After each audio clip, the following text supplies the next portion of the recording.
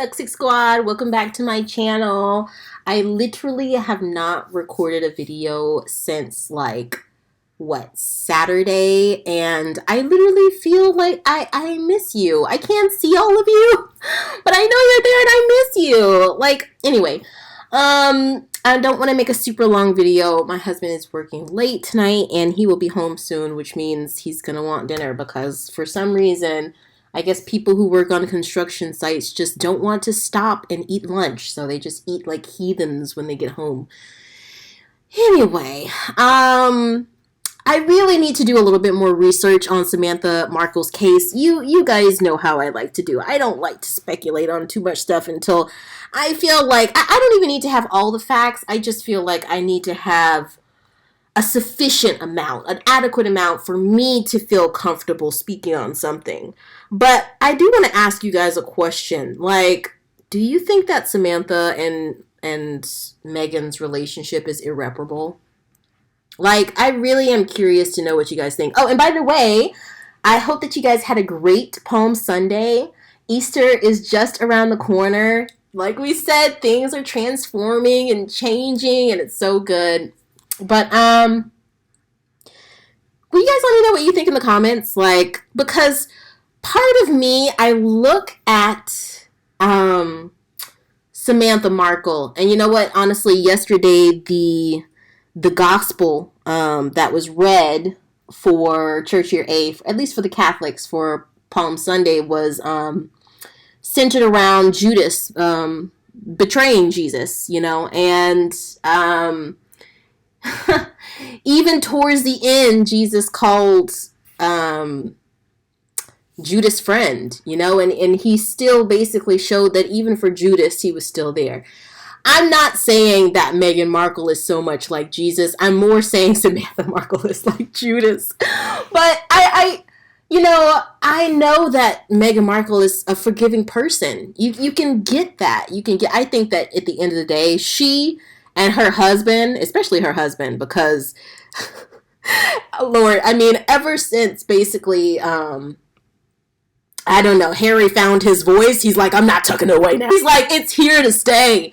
But I feel like ever since he's found his voice, he is stepping right up to defend his wife. And so I feel like if there's ever any danger towards Meghan, Prince Harry is going to step up to be what he is, her most beautiful advocate and protector these days.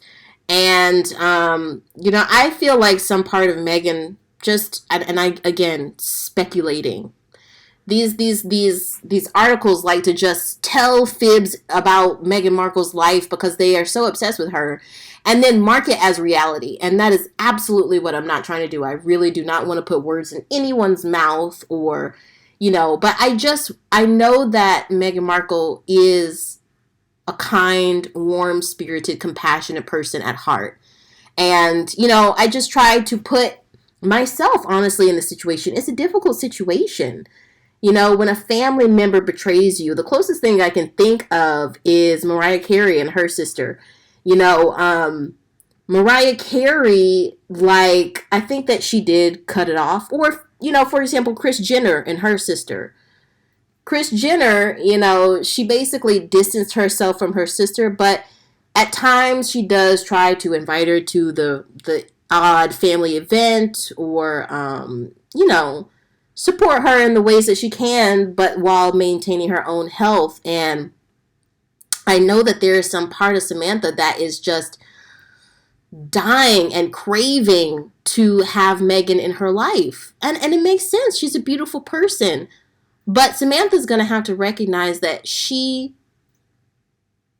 made a fault. She made a mistake. And until she can recognize that, until she puts away her swords, puts away her weapons, and just comes from a place of love, I don't think that the world at large is going to have much sympathy for her. Only other people who are so absent-minded as to think that Samantha Markle is right in all this. Those are the only ones who are really going to think that she has the moral high ground here. But, just tell me what you think, because I think that, right now, Sussex Squad probably really wants to condemn Samantha, and we probably want to chastise her. And as you should, that makes sense, as you should, because you recognize that she did something wrong. We recognize that she did something wrong, and we don't want to look like we condone that type of behavior, and that is all right. But I think about Palm Sunday, I think about Easter coming up, and I think about the Christ-like thing to do, and I think that maybe Samantha should be shown a little compassion. Now, don't tear me up in the comments now, but I really do, because I don't look at her and feel anger. I really look at her and feel a lot of pity. I look at her and I feel quite sad for her. And so maybe that's why she has actually garnered so many followers, people willing to donate to her cause and things like that. Is probably because she has garnered a lot of pity.